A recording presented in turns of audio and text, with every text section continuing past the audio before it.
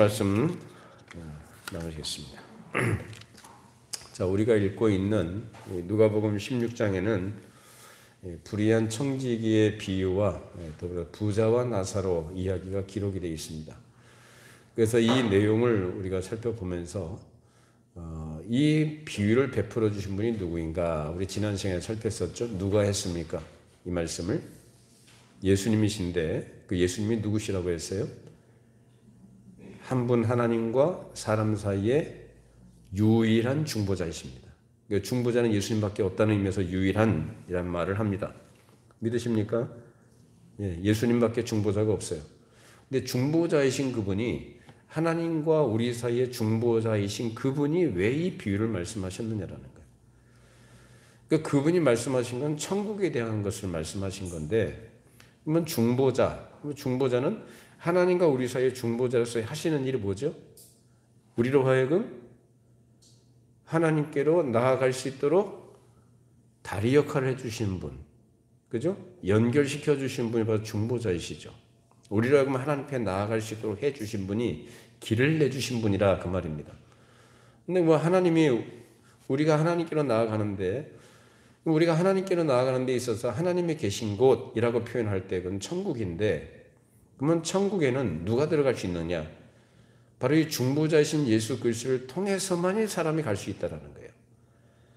그러면 천국은 어떤 것이냐? 그래서 예수님께서 이 천국 비유를 말씀하시는 것은 우리가 살고 있는 이 세상과 천국, 그것을 우리가 일상 가운데서 있을 수 있는 일을 비유로 말씀하시면서 뭘 가르쳐 주세요? 천국의 실상을 가르쳐 주시기 위한 거다 그 말이에요. 그러면 그 천국은 어떤 것이냐? 이 세상은 부패하고 썩고 유한하죠. 저 모든 것이 다 언젠간 다 사라지고 썩고 없어져 버리지 않습니까? 그런데 천국은 그런 것이 아니다라는 거예요. 영원 불변한 곳, 그리고 하나님이 계신 곳, 하나님의 영광과 그 능력이 찬란하게 드러나는 곳, 그리고 죄와 사망이 없는 곳, 질병이 없는 곳, 고통과 슬픔이 없는 완전하고 영원한 나라다라는 사실입니다. 여러분이 이것을 믿어야 됩니다. 그냥 그래요 하고 동의하는 게 아니라 거기에 대한 확신을 우리가 가져야만 된다는 거예요. 그래서 천국을 그렇게 말씀하시면서 우리로 하여금 그곳에 들어갈 수 있도록 해주시는 것인데, 그래서 중보자 예수님께서 하신 일은 우리로 하여금 그곳에 들어가도록 하기 위해서 자기 자신을 내주셨다는 거예요. 그래서 십자가 위에서 대속제물로 자기 자신의 목숨을 내주시는 것으로서 그를 믿는 자들, 그래서 그 은혜를 힘입어서 하나님께 나아가는 자들이 사죄와 의롭다 하심을 얻을 수 있도록 길을 내주셨다는 거예요. 그래서 마귀에게 속았죠. 아담이 마귀에게 속아가지고 하나님을 떠나서 이제 자기가 그토록 원했던 독립적인 인생을 살아가게 된 것이 인생인데, 그 사람의 삶이라는 것이 독립적이라는 말이 좋은 것 같지만은 좋은 게 아니죠. 왜냐하면 물을 떠난 물고기가 살아갈 수 없듯이 사람이 사람답게 살아가는데 필요한 것은 바로 하나님께 붙어 있을 때에만, 하나님과 연결되어 있을 때에만 사람은 사람답게 살아갈 수 있는 거예요. 근데 하나님께 범죄하고 반역해서 마귀의 꼬임에 넘어가서 인간이 범죄하고, 그래서 그 이후로 이 세상에는 죄와 사망이 지배하게 됐고, 마귀의 거짓된 가르침들, 또 그러한 가르침과 영향을 받아 또 사람이 또 거짓말을 지어내고 그 거짓된 교훈을 가르치는 것들이 바로 이 세상이라는 것입니다. 그래서 거짓과 무지와 어둠이 가득하고 우상으로 가득하게 된 이 세상에 이제 하나님의 아들이신 예수 그리스도께서 세상의 빛으로 오셔서 이제 참되시고 살아계신 하나님을 알게 하시고 진리를 알게 하셔서 이제 사람으로 하여금 그 어둠에서 나와서 이제 진리의 빛 가운데 행할 수 있도록 해 주셨다라는 거예요. 그래서 사람이 어떤 존재냐? 오늘 이 비유는 사실 사람이 어떤 존재냐라는 것으로부터 사실 출발하는 말씀이에요.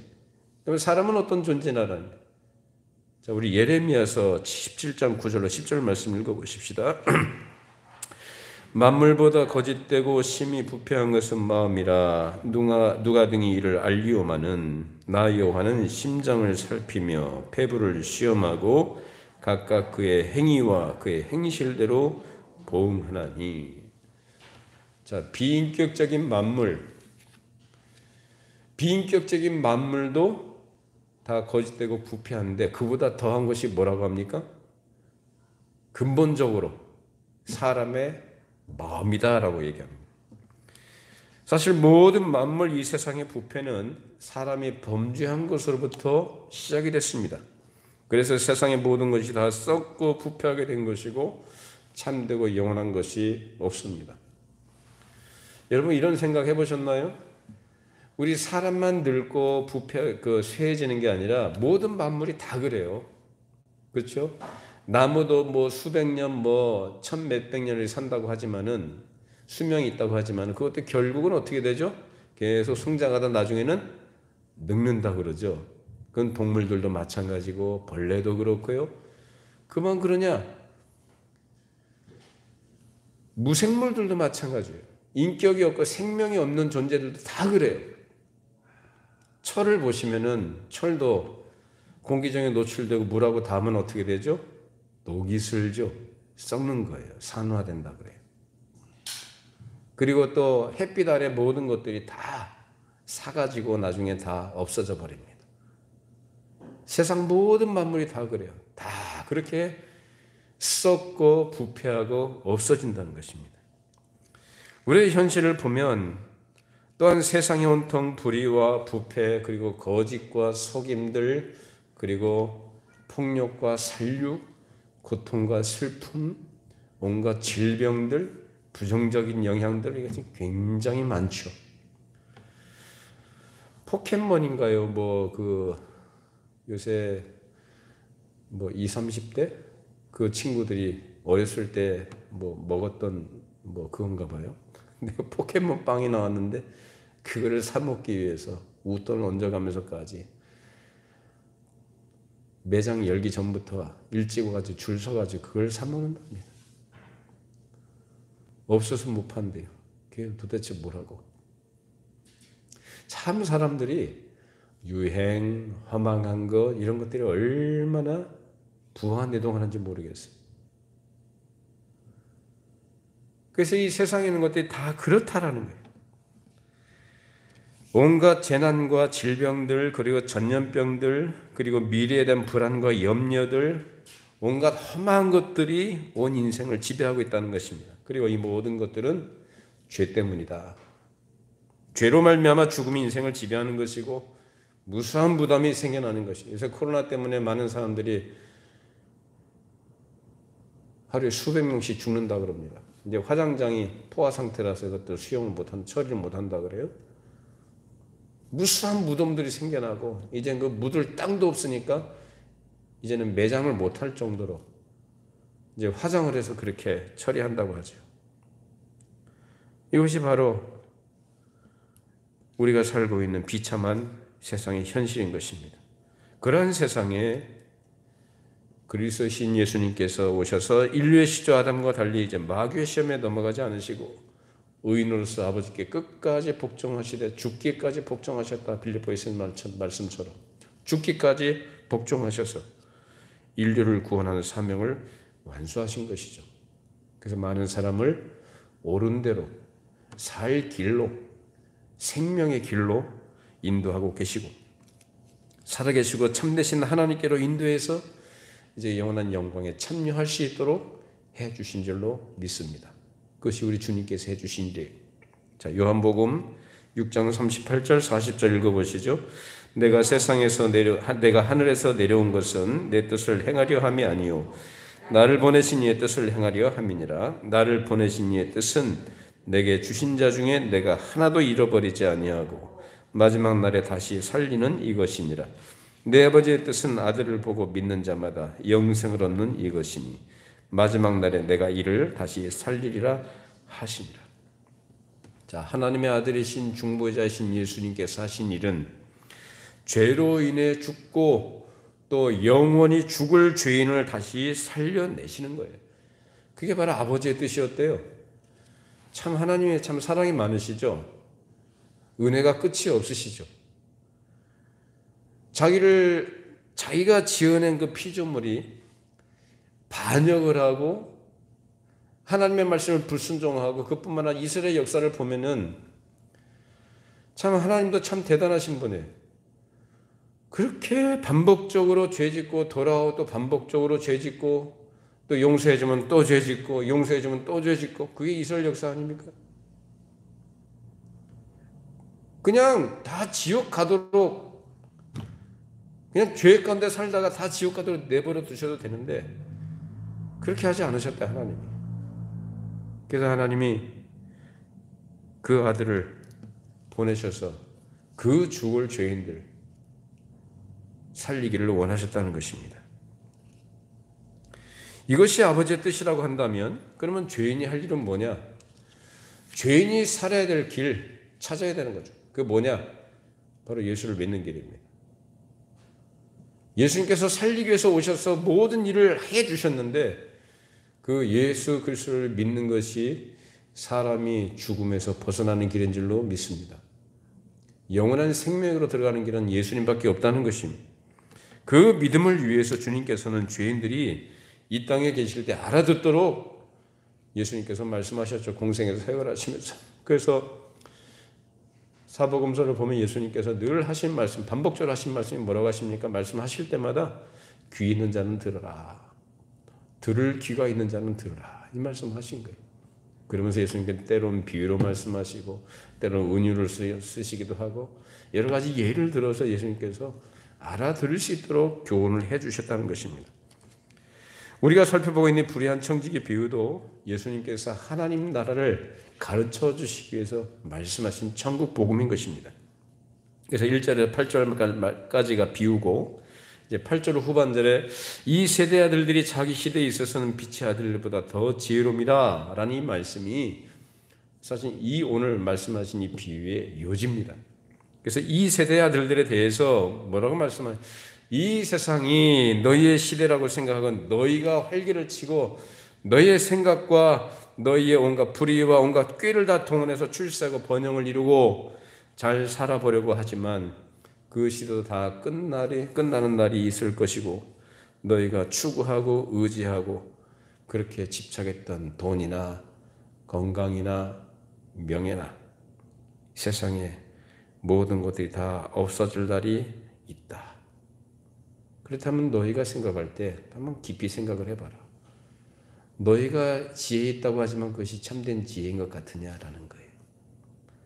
그 짧은 인생 70년, 80년 살면서 그렇게 집착을 하고 그렇게 구하고 소원하던 모든 것들이 다 사라질 날이 올 것인데 너희들 스스로 거기에서 행복하게 살 것이고 잘 살 것이다라고 생각하고 묻어내를 쓰지만 그것이 얼마나 갈 것 같으냐라는 말씀이에요. 그렇다면 너희가 그렇게 자부심을 갖고 너희들이 그렇게 자랑스럽게 여기는 너희들의 지혜라는 것이 그것이 참된 지혜인 것 같으냐라는 거예요. 아니다라는 거죠. 동시에 하신 말씀이 뭐죠? 이제 빛의 아들들이에요. 그래서 빛의 아들들에게 말씀하시면서 그들에게 영원한 처소, 영원한 나라, 영원한 세계가 있다는 사실을 가르쳐 주시면서 위로해 주시고 격려해 주시기 위해서 하신 말씀이에요. 자, 누가복음 16장 9절 말씀 읽어보시죠. 내가 너희에게 말하노니 불의의 제물로 친구를 사귀라. 그리하면 그 제물이 없어질 때에 그들이 너희를 영주할 처소로 영접하리라. 여기서 말하는 불의한 제물은 이 세상 것을 말합니다. 이 세상에 있는 물질, 그 사람들이 그렇게 가치 있게 여기는 것들, 그러니까 불의한 제물로 표현된 거예요. 근데 사람이 그토록 좋아하고 의지하던 것들이 다 없어질 것인데 그러나 너희에게는 영원한 처소가 있지 않느냐. 그러니 믿음에 견고히 서서 영원한 소망을 가지고 하나님의 친 백성답게 충성을 다하고 열심히 선한 일을 한다면 그것이 참된 지혜가 아니겠느냐. 이 말씀하신 거예요. 그런데 그렇게 하나님의 약속의 말씀을 믿음으로 정직하게 살아가면 이 악한 세상에서 살아가는 것이 참 어렵죠. 그리고 믿지 않는 다른 사람들, 불신자들은 다 잘되고 약삭빠르게 살아서 불법을 행하고 불의를 행하면서도 그들은 다 잘되고 자녀들도 잘되고 출세하고 부유하게 삽니다. 참 불공평한 것 같죠. 하나님의 과연 살아계시냐라는 이런 의문 섞인 질문이 나오기도 하죠. 그런 것들은 오고는 모든 세대, 이미 지나간 세대에 우리 믿음의 선진들도 던졌던 질문들입니다. 시편 37편도 그렇고 시편 73편도 마찬가지. 어떻게 악인들은 저렇게 잘 되느냐라는 거예요. 근데 나는 이건 뭐냐라는 거예요. 참 힘들죠.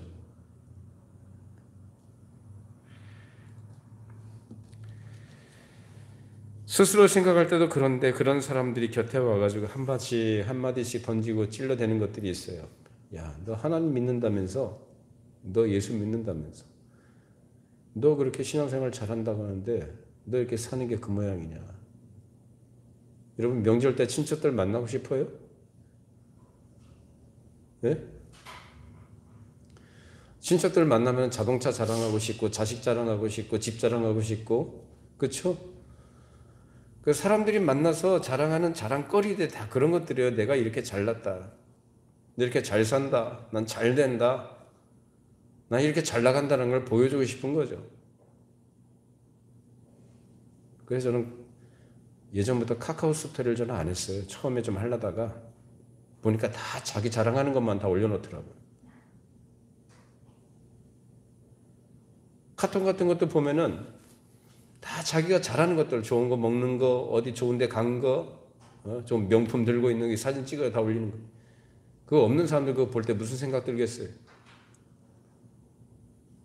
이 사람들이 다 그렇게 쓸데없는 짓에 정력을 다 낭비하고 있어요.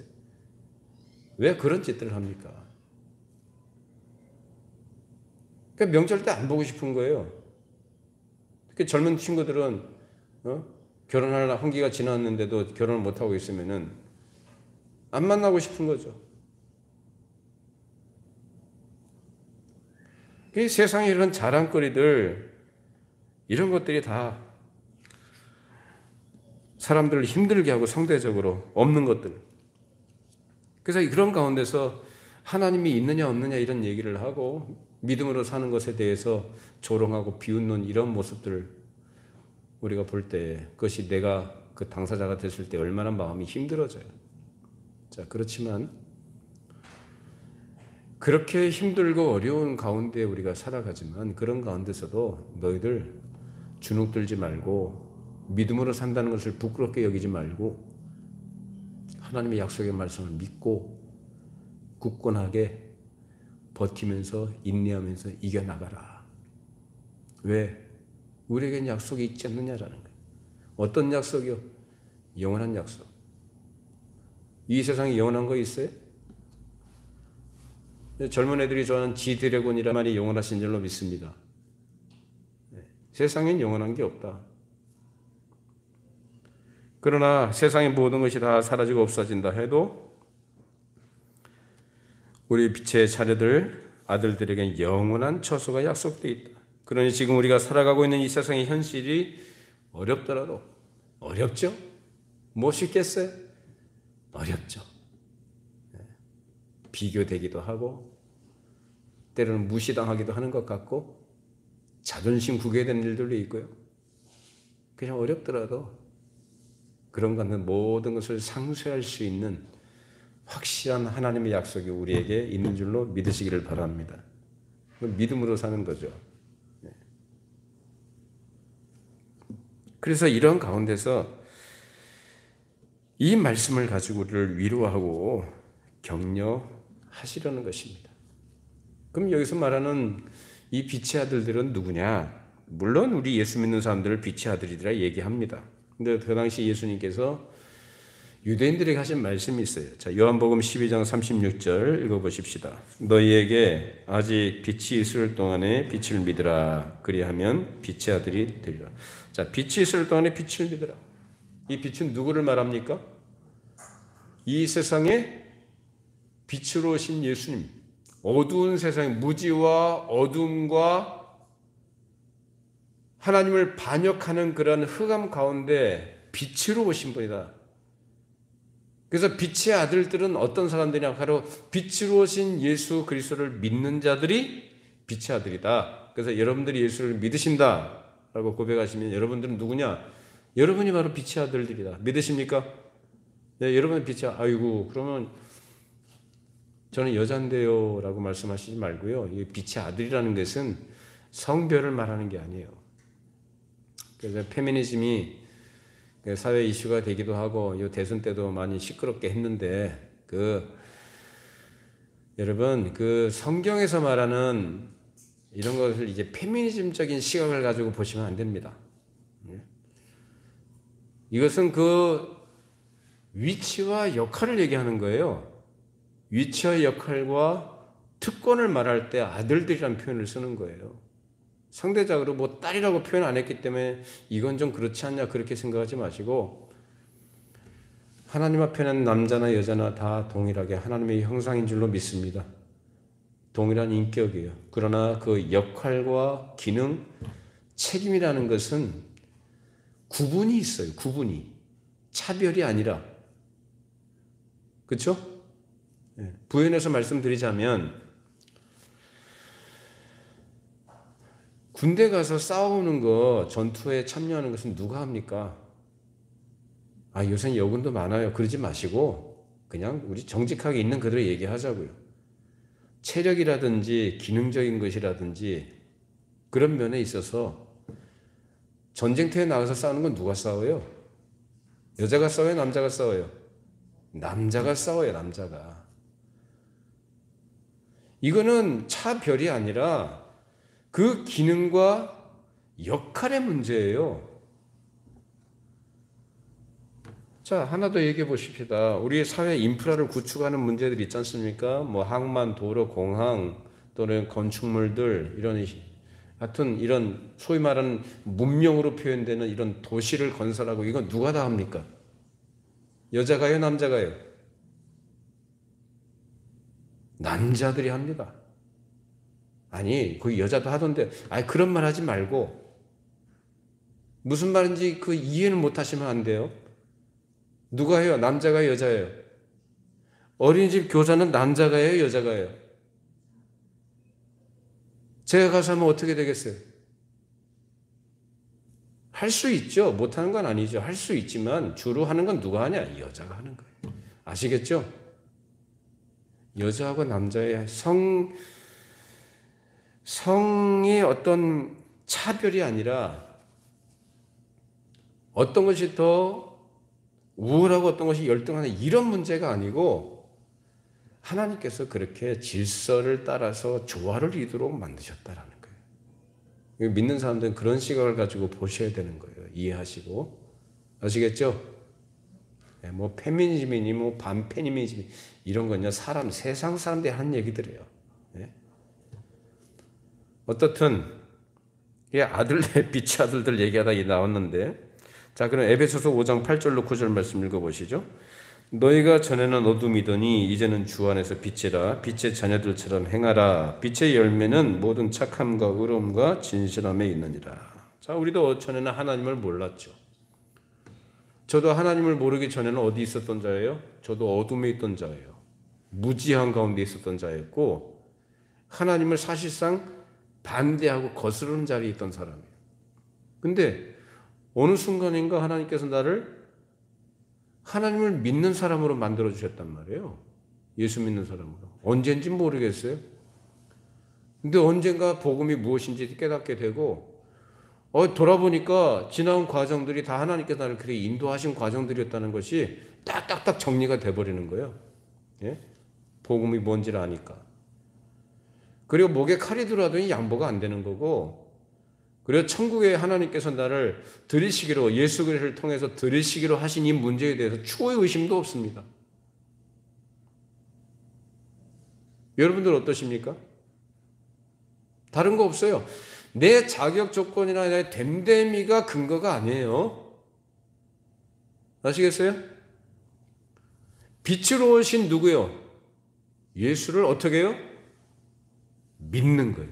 그래서 예수를 믿는다는 그 개념에 대해서는 그동안 여러분들이 수없이 여러 번 반복해서 말씀해 드렸고 여러분도 그렇게 잘 알고 계시고 믿으리라 생각을 합니다. 그러니까 예수를 믿는 거죠. 그래서 예수를 믿는 그 순간부터 누구냐? 그 사람이 빛의 아들들이다. 그러므로 빛의 자녀들처럼 이제 행하라고 말씀하셨는데 어떻게 하는 것이 빛의 자녀들처럼 행하는 거냐라는 문제가 나온 거예요. 다른 게 아니죠. 우리가 빛의 자녀들처럼 행하는 것은 누구를 따라서 살아갈 때예요. 우리 안에 누가 계십니까? 성령님이 계시죠. 저는 맨날 죄 짓는 생각만 하고 하나님 말씀 따라 순종하지 않고 그렇게 살아가는데 성령님이 계신지 안 계신지도 모르겠어요. 그건 진짜 모르는 거죠. 성령님이 여러분 안에 계신지 모르는 거죠. 무슨 말이냐면은 성령님은 계신 건데 여러분들이 모른다는 거예요. 성령님이 계신다는 게 뭔지를 잘 모른다는 거예요. 한 가지만 물어볼게요. 여러분 예수를 믿으십니까? 확신이 있으시냐고요? 여러분 지금 당장 죽어도 천국 간다는 거 확신이 있으세요? 제가 죄를 많이 져서 여러분 예수를 잘 안 믿는 거예요. 그거는 죄가 많은 곳에 은혜가 있습니다. 하나님께서 우리가 도저히 불가능한 죄인이기 때문에 예수님 보내주신 거고 그 예수님을 의지하도록 우리에게 믿음을 주신 거예요. 그 예수님 믿는 사람들은 다 구원받은 사람이요 천국 가는 줄로 믿으시기를 바랍니다. 영원한 약속이 있는 거죠. 그래서 예수를 믿는 그 순간부터 빛의 아들인 것이고 이제 빛의 아들이 됐으면은 그들 안에 누가 계시느냐? 성령님이 계시는 거예요. 그러면 성령님이 하시는 뭐냐? 우리로 하여금 이제 처음에 거듭나게 하시고 죄를 깨닫게 하시고 회개케 하시고 이제 하나님을 더 명확하게 알아갈 수 있도록 진리 가운데 우리를 인도해 가시며 이제 불의의 어떤 불법과 불의에서 벗어나서 하나님의 거룩한 백성으로 살아가도록 우리를 지도하시고 우리를 인도해 주신 분, 우리를 도와주신 분이 누구시냐? 성령님입니다. 그러니까 우리가 살아갈 건 내 육신의 소욕을 따라서 옛사람적인 정욕을 따라서 살아가는 게 아니고 내 안에 계신 성령께서 나를 감동하신단 말이에요. 말씀을 읽을 때나 말씀을 들을 때나 또는 기도할 때나 생각할 때에 내가 일상을 살아갈 때에 내 마음에 하나님 편에서 생각하는 것들, 하나님이 기뻐하신 것을 생각하게 하시고 선한 마음을 갖게 하시고 그렇게 생활해 갈 수 있도록 해주신다 이 말이에요. 그러니까 성령을 따라 행할 때 모든 착함과 의로움과 진실함이 그 사람의 성품, 그 사람의 인품 속에서 나타나게 돼 있다라는 것이고 그리고 우리는 그렇게 해야만 되는 것으로 요구받고 있는 사람들이고 그리고 그것은 필연적이다. 누구를 따라 살아갈 때? 성령을 따라 살아갈 때. 여러분에게 그런 은혜가 있기를 바랍니다. 자, 데살로니가전서 5장 5절로 6절 말씀 읽어보시죠. 너희는 다 빛의 아들이요 낮의 아들이라 우리가 밤이나 어둠에 속하지 아니하나니 그러므로 우리는 다른 이들과 같이 자지 말고 오직 깨어 정신을 차릴지라. 자, 빛의 아들, 낮의 아들 그리고 여기 밤과 어둠이 대비되죠. 예수 그리스도를 믿고 빛의 아들이 된 사람은 이제 소속이 바뀐 것이고 그 존재의 성격과 삶의 방향성이 바뀐 거예요. 그렇기 때문에 이 현세의 정신을 빼앗기고 도취돼서 하나님 나라 상관없이 사는 것처럼 살지 말고 하나님 나라를 바라며 하나님의 백성답게 살아가라 라는 말씀이에요. 어디서요? 여기서. 수도원에 갇혀서 무인도에서 그렇게 하지 말고 여기서 여러분의 삶의 현장에서 가정에서 일터에서 사람과들과의 관계 속에서 그렇게 살라는 것입니다. 그런데 그렇게 산다는 게 말처럼 쉽지 않다는 것. 세상이 우리를 가만두지 않고 계속 공격하고 유혹하고 우리를 힘들게 하는 총체적인 어려움들이 우리에게 있어요. 그래서 우리에게 필요한 것이 믿음으로 인내하는 게 필요한 거예요. 에라 모르겠다 될 대로 되라가 아니라 우리에게 믿음으로 인내하는 것이 필요하다는 거. 언제까지요? 하나님의 아들, 그 빛의 아들들이 나타날 날이 오기까지입니다. 자, 로마서 8장 18절에 25절 말씀 읽어보십니다. 생각하건대 현재의 고난은 장차 우리에게 나타날 영광과 비교할 수 없도다. 피조물이 고대하는 바는 하나님의 아들들이 나타나는 것이니 피조물이 허무한 데 굴복하는 것은 자기 뜻이 아니요 오직 굴복하게 하시는 이로 말미암음이라. 그 바라는 것은 피조물도 썩어짐의 종노릇한 데서 해방되어 하나님의 자녀들의 영광의 자유에 이르는 것이니라. 피조물이 다 이제까지 함께 탄식하며 함께 고통을 겪고 있는 것을 우리가 아느니라. 그뿐 아니라 또한 우리 곧 성령의 처음 익은 열매를 받은 우리까지도 속으로 탄식하여 양자될 것 곧 우리 몸의 성량을 기다리느니라. 우리가 소망으로 구원을 얻었음에 보이는 소망이 소망이 아니니 보는 것을 누가 바라리요. 만일 우리가 보지 못하는 것을 바라면 참음으로 기다릴지니라. 자, 우리가 사는 이 세상은 우리끼리만 살지 않죠. 우리 빛의 아들이라고 그랬죠. 우리 낮의 아들이라고 그랬어요. 근데 우리만 사는 게 아니고 누가 같이 살아갑니까? 예수를 믿지 않는 불신자들하고 하나님을 아버지라 부르지 않는 사람들하고 같이 살아가고 있어요. 그래서 그런 가운데서 우리가 간절히 바라는 날이 있는 것인데 그때가 언제냐? 우리 주님 그리스도께서 영광 가운데 다시 이 땅에 재림하실 때입니다.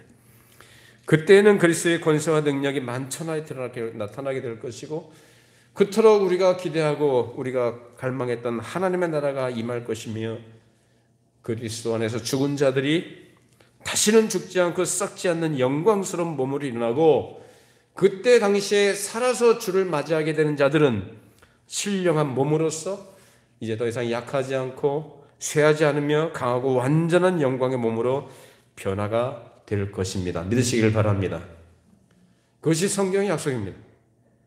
그리고 그날에는 그리스도께서 의로우신 재판장으로 천한 만민을 심판하실 것이고 그 심판으로 영원한 부끄러움과 고통에 들어갈 자들, 영원한 통곡 가운데 들어갈 자들이 있고 이제 끝까지 그리스도를 의지하지 않는 그러한 사람들은 영원한 불못에 처하게 되는 것입니다. 그러나 반면에 예수 그리스도를 의지하고 그를 믿는 자들은 영광스럽게 나타나게 될 것입니다. 그래서 최종적으로 하나님의 나라는 의의 나라가 되는 것이고 이제 하나님의 진노가 그쳤기 때문에 거기에는 완전한 평강과 충만한 기쁨이 우리에게 주어지게 될 것입니다. 그 나라가 오기까지 이 세상은 하나님께 대한 인간의 반역과 죄로 인해서 모든 피조물이 고통 가운데 있다라는 거예요. 그래서 인간은 하나님을 마음에 두기도 싫어하고 두려워하지도 않습니다. 그래서 피조물이 입이 없어서 말을 못하지만은 이런 현실 때문에 이 모든 피조물들이 탄식하고 고통하고 있다는 거예요. 사람이 창조의 목적을 따라서 살아가면은 모든 피조물들이 자기들도 편안하고 하나님의 명령을 받은 인간이 명령을 하고 인간이 통치하고 다스리는 게 순종할 텐데 인간 자체가 하나님의 형상을 따라 지음받았던 인간 자체가 하나님을 반역하고 창조의 목적을 따라 살지 않기 때문에 그래서 이 동물들도요 사람 말 들어요 안 들어요? 안 들어요. 사람을 공격하고 사람을 피해버리죠.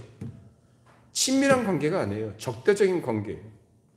동물들뿐만 아니라 벌레도 그래요. 말 못하는 벌레들도 사람을 피해요. 모든 만물들이 그렇다. 그럼 자연은 어때요? 우리하고 동기동창이지만 피조물이라는 차원에서 우리에게 공격적이죠. 기상이변들, 자연재해들, 지진, 기근, 온갖 전염병들, 눈에 보이지 않는 바이러스들이 사람을 죽이죠. 이것들이 뭐냐 다.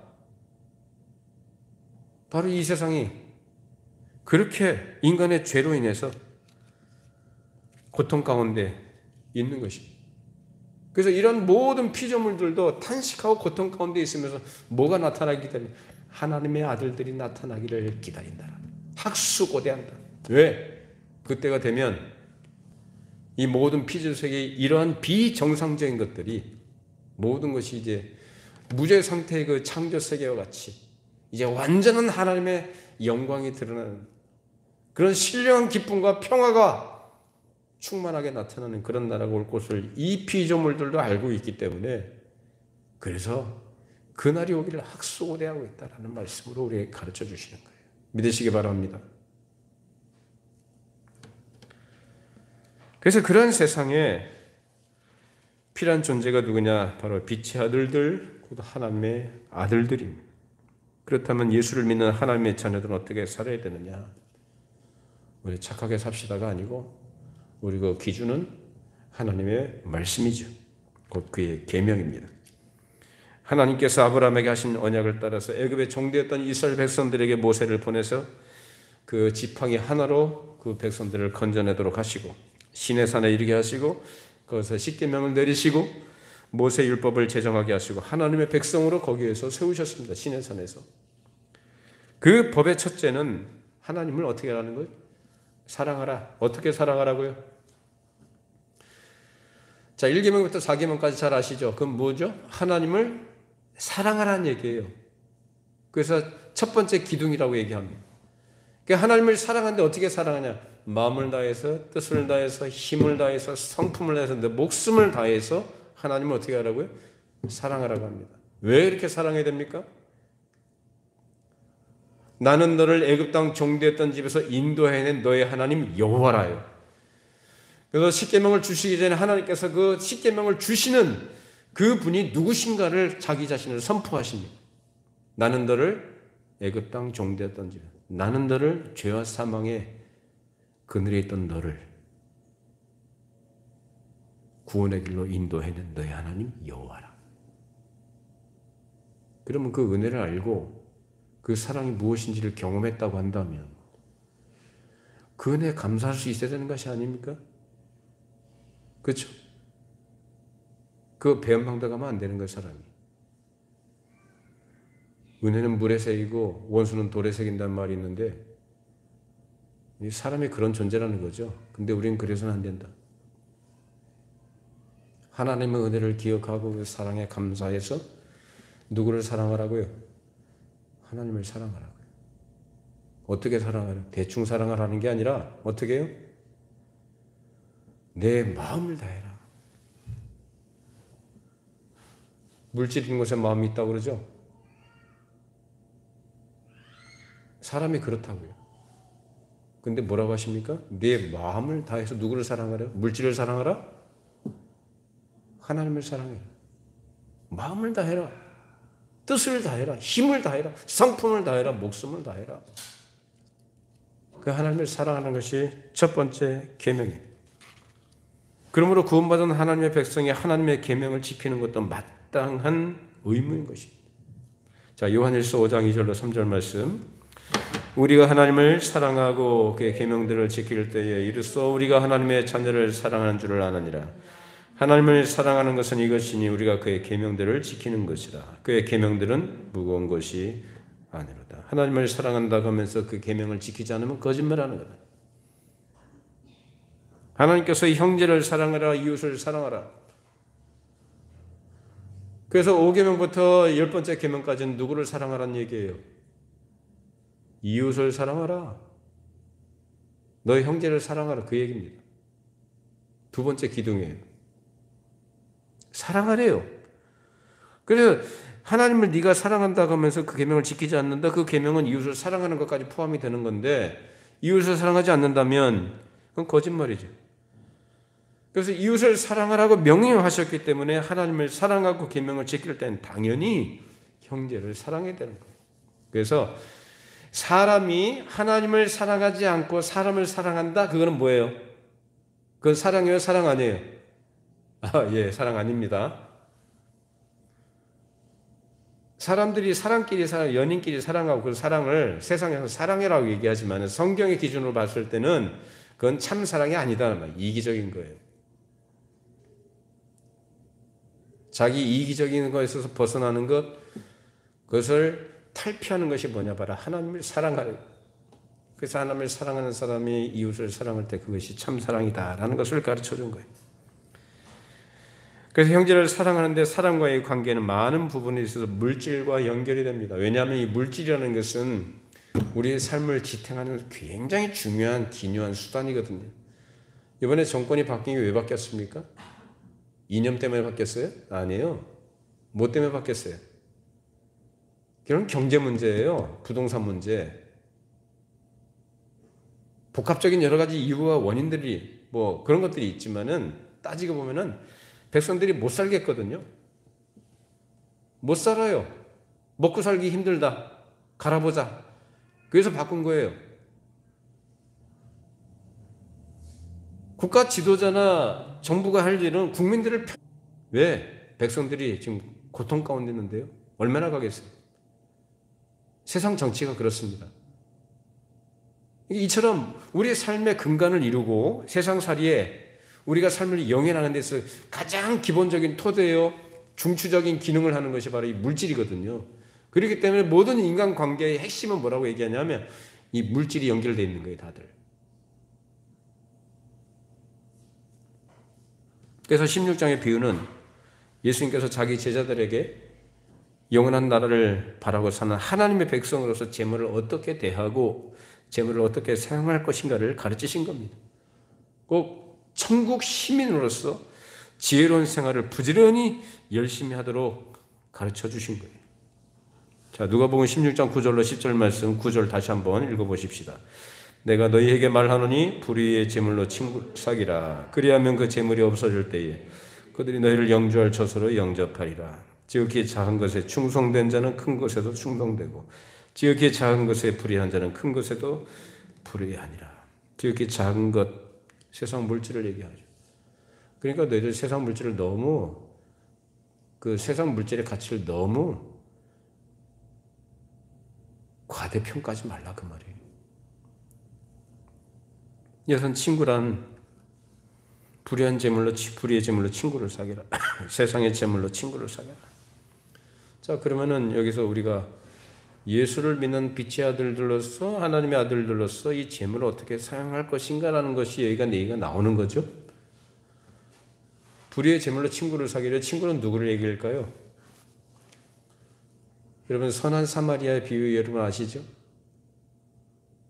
그 양반이 일면식도 없는 사람 불쌍하게 여기고 데려다가 주막에 데려다 놓고 치료받게 하고 자기 돈을 다 내놓고 고쳐달라고 치료해달라고 부탁하고 떠납니다. 불의의 재물로 친구를 사귀라. 도움이 필요한 사람, 가난한 사람, 구제가 필요한 사람, 어려운 사람, 힘든 사람에게 도움, 힘이 되어주라. 위로가 되어주고 친구가 되어주라 그 말입니다. 따라서 이 말은 세상의 재물을 사용하는 유일한 방법 중에 하나가 자신이 가진 재물을 가난한 자들에게 나눠주고 그들의 진정한 이웃이요 친구가 되라고 하는 말로, 이것은 곧 예수님께서 말씀하신 것처럼 보물을 하늘에 쌓아두라라는 말씀의 가르침입니다. 보물을 하늘에 쌓아두는 거 헌금 많이 하는 거 아니에요? 아니에요.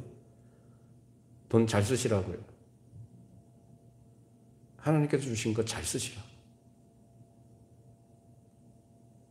하나님의 마음을 가지고 세상 사람들처럼 돈에 집착하고 이기적인 동기와 목적을 가지고 돈 쓰지 말고 하나님이 기뻐하시는 것이 뭔가를 생각하면서 쓰시라 그 말이에요. 사도행전에 보면 초대교회가 유무상통했다는 말씀이 있죠.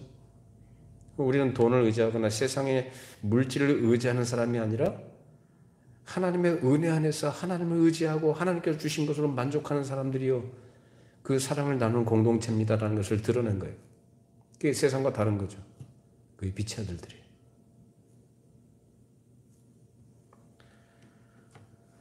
세상의 재물이 영원하지 않죠. 우린 그걸 자신을 위해서 쌓아둬서 안 된 이유가 그것이 언젠가는 그 부유함이 다 사라지고 남는 것이 전혀 없는 때가 올 것이기 때문입니다. 언제요?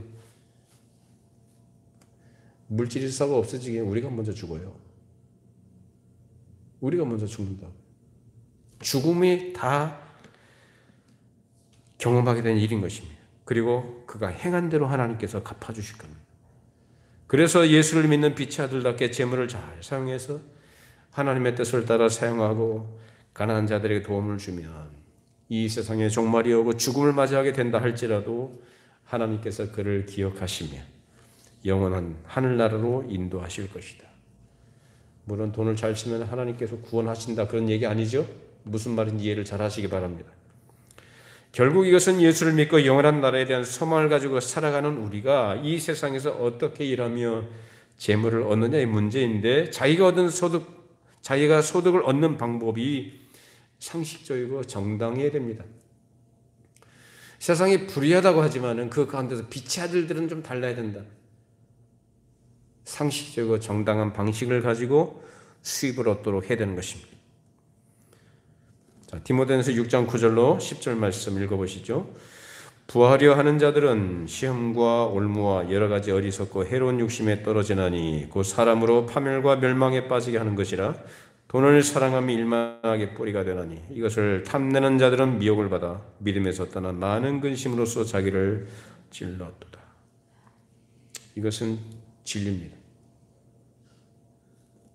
돈을 사랑하는 것은 악의 뿌리가 된다. 모든 악의 뿌리가. 그것이 사람을 파멸하게 하는 것이. 먼저 하나님과의 관계가 파멸이 되고 또 인간과 사람과의 관계가 파멸이 되고 결국은 자기 자신과의 관계도 파멸이 되게 됩니다. 돈은 사랑의 대상이 아니에요. 돈은 수단입니다. 의지의 대상이 아니에요. 돈은 하나님께서 우리에게 우리의 삶을 영위하고 또 하나님의 뜻을 따라 살아가는 필요한 것으로서 우리에게 허락하시고 그것을 누리도록 해주신 것이지 그것은 사랑이나 의지의 대상이 아닙니다. 근데 사랑하게 되면